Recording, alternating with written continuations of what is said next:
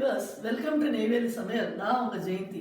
நம்ம இன்னைக்கு இந்த பேச்சுலர்ஸ் இவங்கெல்லாம் வந்து தனியாக இருக்கிறவங்க சமைக்கிற ஒன் பாட் டொமேட்டோ ரைஸ் அப்படிங்கிறது பார்க்க போகிறோம். 15 மினிட்ஸில் இந்த லெஸ் டைம் குவிக்கிங் ரெசிபிஸ் வேணும்னு எல்லோரும் கேட்டிருந்தீங்க. அதுக்காக நான் இன்றைக்கி வந்து பண்ணியிருக்கேன். இதோட டோட்டல் ப்ரிப்பரேஷன், அதாவது அந்த டொமேட்டோ கட் பண்ணுறதுலேருந்து ஆரம்பித்து அந்த எண்டு சர்விங் வரைக்குமே பார்த்தீங்கன்னா மேக்ஸிமம் 15 மினிட்ஸ், அதுக்கு மேலே ஆகாது. ஒரு 3 பேர் 4 பேர் ஈஸியாக சாப்பிட்ற அளவுக்கே வந்து இவ்வளோதான் ஆகும். ஈவன் நீங்கள் இப்போ சிங்கிளாக இருக்கீங்க, இல்லை ஒரு 2 பேர் மட்டும் சாப்பிடணும் அப்படின்னா இன்னுமே வந்து குறையும். ஸோ இந்த டொமேட்டோ ரைஸ் வந்து பண்ணுறதுக்கு என்னென்ன பொருட்கள் தேவை, அதை எப்படி பண்ண போகிறோம், என்ன அப்படிங்கிறத பார்க்கலாம் வாங்க. ரொம்ப டேஸ்டி அண்டு ஹெல்தி ரெசிபி.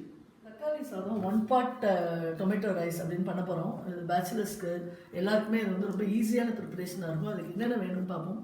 ஒரு 3 தக்காளி வந்து நான் எடுத்து வச்சுருக்கேன். அதை ஃபைன் சாப் பண்ணியிருக்கேன். அதை அரைக்கெல்லாம் போகிறதில்ல, அப்படியே யூஸ் பண்ண போகிறோம். ஒரு பெரிய வெங்காயம் வந்து ஃபைன் சாப் பண்ணியிருக்கேன். இந்த பட்டாணி வந்து இப்போ சீசனில் கிடைக்கிறது, அதனால் இதையும் ஆட் பண்ணிக்கலாம் அப்படின்னு சொல்லிட்டு. இதில் இஞ்சி பூண்டு ஒரு 2 பச்சை மிளகாய் இது எல்லாத்தையுமே வந்து ஃபைன் சாப் பண்ணியிருக்கேன். பேஸ்ட்டாக நான் பண்ணலை. பேஸ்ட்டாக பண்ணால் அதோட ஸ்மெல் சில பேருக்கு பிடிக்காது. அதனால் இது நல்லாயிருக்கும்னு சும்மா கொஞ்சம் சீசனிங்க்கு அந்த கொரியாண்டர் லீவ்ஸும் கொஞ்சம் போட போகிறோம். இதை நம்ம ஒரே குக்கரில் அப்படியே வச்சுட்டு ஈஸியாக பண்ணிட போகிறோம். ப்ரிப்பரேஷன் டைம் அப்படின்னு பார்த்தீங்க அப்படின்னா ஒரு ஹார்ட்லி 10 மினிட்ஸ் தான். அப்புறம் அது போடுறதுக்கு ஒரு 5 மினிட்ஸ் விட்டுட்டோம் அப்படின்னா 15 மினிட்ஸில் இது வந்து ரெடி ஆகிடும். நம்ம இப்போ ஒரு அடி கனமாக இருக்கிற அந்த எவர் சில்வர் குக்கர் வந்து எடுத்துருக்கோம். இதில் அப்படியே குக் பண்ண போகிறோம். ஸோ இதில் வந்து தேவையான அளவுக்கு நெய் வந்து முதல்ல ஒரு 2 அல்லது 3 டேபிள் ஸ்பூன் வந்து நம்ம போட்டுக்க போகிறோம். போட்டுட்டு அதோட கொஞ்சம் நார்மல் குக்கிங் ஆயிலும் கொஞ்சம் நம்ம ஆட் பண்ண போகிறோம். ஏன்னா இந்த இதுலேயே தான் நம்ம எல்லாத்தையும் வதக்க போகிறோம். அதனால் கொஞ்சம் இது பிளென்ட்டியாக இருக்கணும், ரொம்ப ஜாஸ்தியாக வேண்டாம். ஸோ கொஞ்சம் ஆயில் வந்து ஒரு டேபிள் ஸ்பூன் அளவுன்னு வச்சுக்கோங்களேன், அந்த அளவு போட்டுக்கணும். சரியா? இப்போது இதில் நம்ம சோம்பு எல்லாமே போட போகிறோம். இதில் அந்த சோம்பு வந்து கொஞ்சோண்டு போடுறோம். ரொம்ப ஸ்பைஸியாக இது பண்ண போகிறது இல்லை. அது சில பேருக்குலாம் இப்போ ஒத்துக்க மாட்டேங்கிறது ரொம்ப ஸ்பைஸியாக பண்ணலாம். அதனால எல்லாமே மசாலாலாம் ரொம்ப கம்மியாக போட போகிறோம். அப்புறம் பட்டை வந்து ஒரு பீஸ் போட போகிறோம். போட்டுட்டு அது 2 லைட்டாக பொரியுது அந்த நெய்யில். அப்புறம் அந்த கொரியாண்டர் பவுடர் இருக்கு இல்லையா, அது வந்து ஜஸ்ட்டு ஒரு 2 பிஞ்ச் அவ்வளோதான்.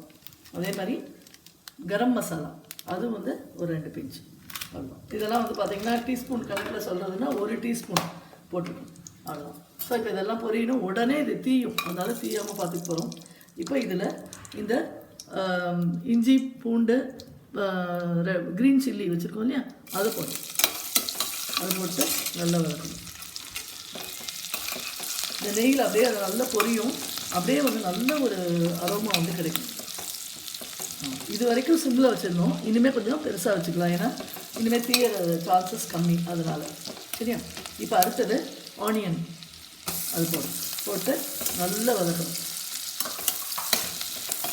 உங்கள் எல்லாருக்குமே தெரியும், இந்த ஆனியன் வதங்கும் போதே கொஞ்சம் அந்த சால்ட்டு சேர்த்தோம் அப்படின்னா அது இன்னும் நல்லா ஈஸியாக வதங்கும் அப்படின்னு சொல்லிட்டு, அதனால் அந்த சாதத்துக்கும் தேவையான அளவுக்கு சால்ட்டே நம்ம ஆட் பண்ண போகிறோம். அதுக்கப்புறம் ஓரளவு கம்மியாக போட்டுட்டு அப்புறம் வேணும்னா நம்ம எக்ஸ்ட்ராவாக ஆட் பண்ண போகிறோம். ஸோ இப்போ இந்த சால்ட் வந்து ஒரு டேபிள் ஸ்பூன் அளவுக்கு சால்ட் வந்து போடுறோம்.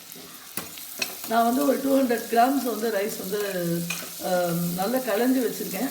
அதை பச்சரிசின்னா ரொம்ப ஊற வைக்கலாம் வேண்டியதில்லை. புழுங்கரிசி யூஸ் பண்ணிங்கன்னா கொஞ்சம் அதை வந்து ஒரு 10 மினிட்ஸ் வந்து ஊற வச்சுருங்க. ஸோ இப்போ இந்த பார்க்குறீங்க, நம்ம இந்த வெங்காயம் தக்காளி இதெல்லாம் அரைக்கவே போகிறது இல்லைங்கிறதுனால நல்லாவே கொஞ்சம் நேரம் வதங்கணும். அப்போ தான் அது வந்து நல்ல பிளெண்டடாக இருக்கும். சரியா? இப்போ இது கொஞ்சம் நல்லா ப்ரௌன் ஆகிடுது. நான் முதல்ல நெய்யும் எண்ணெயும் ஊற்றுறப்ப ஜாஸ்தியாக இருக்கிற மாதிரி உங்களுக்கு தெரிஞ்சிருக்கும். ஆனால் இப்போ பாருங்கள், இந்த இதெல்லாம் நல்லா அப்சர்வ் ஆகிருக்கு. இப்போது தக்காளி ஃபைன் பீசஸாக கட் பண்ணியிருக்கேன் இல்லையா, அதை எடுத்துக்கிறேன். இப்போ இந்த காரம் வந்து நம்ம டிசைட் பண்ணோம். நான் வந்து ஒரு 1லேருந்து ஒரு 2 சின்ன பச்சை மிளகா தான் போட்டிருக்கேன். ஸோ காரம் இருக்காது அவ்வளோவா. அதனால் என்ன பண்ண போகிறோம் அப்படின்னு கேட்டிங்கன்னா, கொஞ்சம் நம்ம சில்லி பவுடரும் கொஞ்சமாக ஆட் பண்ண போகிறோம். ஸோ இது நல்லா அப்படியே பாயில் ஆகுது.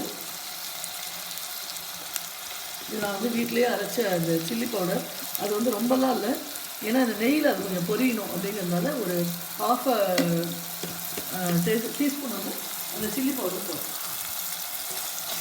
இதுக்கு வந்து turmeric powder is not rice, ஏன்னா அது கொஞ்சம் நல்லா ரெட்டிஷாக ரைஸ் இருந்தால் நல்லாயிருக்கும். அதனால் வேணும்னா நம்ம டர்மரிக் பவுடரும் ஆட் பண்ணிக்கலாம், அதுவும் நல்ல இதாக வந்து. சரியா, நான் இன்றைக்கி டர்மரிக் பவுடர் போடணும். இது ரெட் கலரில் இருக்கட்டும். பாருங்கள், இப்போ நல்லா இப்படி கொஞ்சம் மேஷ் பண்ணுற மாதிரி நல்லா பண்ணிடும் அப்படின்னா அருமையாக வந்து அப்படியே குக் ஆகிடும். இப்போ குக் ஆகிடுது. இப்போ நம்ம ஃப்ரீசர், இது வந்து இந்த சீசனில் கிடச்சா யூஸ் பண்ணலாம், இல்லைன்னா இது optional, you can leave it. அதே மாதிரி கேப்சிகம் அதுவும் போடலாம், வேணும்னா ஆட் பண்ணிக்கலாம். அவ்வளோதான். இது கொஞ்சம் நம்ம ரெட் அண்ட் க்ரீன் கொஞ்சம் பார்க்கறதுக்கு நல்லாயிருக்கும் அப்படிங்கிறதுனால போடும். ஓகே, இது நல்ல ஒரு 2 மினிட்ஸ் வந்து அப்படியே பாயில் ஆகும். ஸோ இப்போ பாருங்கள், ஒரு 3 மினிட்ஸ் தான் இது, அதுக்குள்ளே அப்படியே நல்லா வந்து மேஷி கன்சிஸ்டன்சி வந்துடுது. இப்போ நமக்கு இன்னும் டைம் சேவ் பண்ணணுங்கிறதுக்காக நான் என்ன பண்ணியிருக்கேன் அப்படின்னா, பாயில்டு வாட்டர் வந்து அளந்து ஊற்றுறேன். அரிசி எவ்வளோ எடுத்து வச்சுருக்கோமோ அந்த அளவுக்கு நான் வந்து ஒரு 2.5 கப்ஸ் வந்து அந்த டம்ளரால் எடுத்து இதில் ஊற்றிருக்கேன்.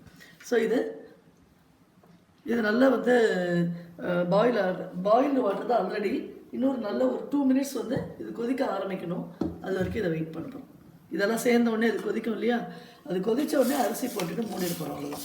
போட்டு ஒரு 3 விசில்ஸ் கொடுக்கலாம், இல்லைன்னா 2 விசில் கொடுத்துட்டு மீடியமில் வச்சுட்டு ஆஃப் பண்ணிங்கன்னா அப்படியே அழகாக வந்து செட் ஆகிடும். லைட்டாக கலரிட்டு உப்பு மட்டும் செக் பண்ணிவிட்டு நம்ம வந்து இது பண்ணிடலாம். ஆல்ரெடி பாயில் பண்ண வாட்டரை யூஸ் பண்ணிக்கிறதுனால பாருங்கள், ஒரே நிமிஷத்தில் இந்த தக்காளியோடு சேர்ந்த உடனே ஒரே நிமிஷத்தில் கொதி வந்துடுது. இப்போது நம்ம வாஷ் பண்ணி வச்சுருக்கிற அந்த ரைஸை வந்து இதில் ட்ரான்ஸ்ஃபர் பண்ணுறோம்.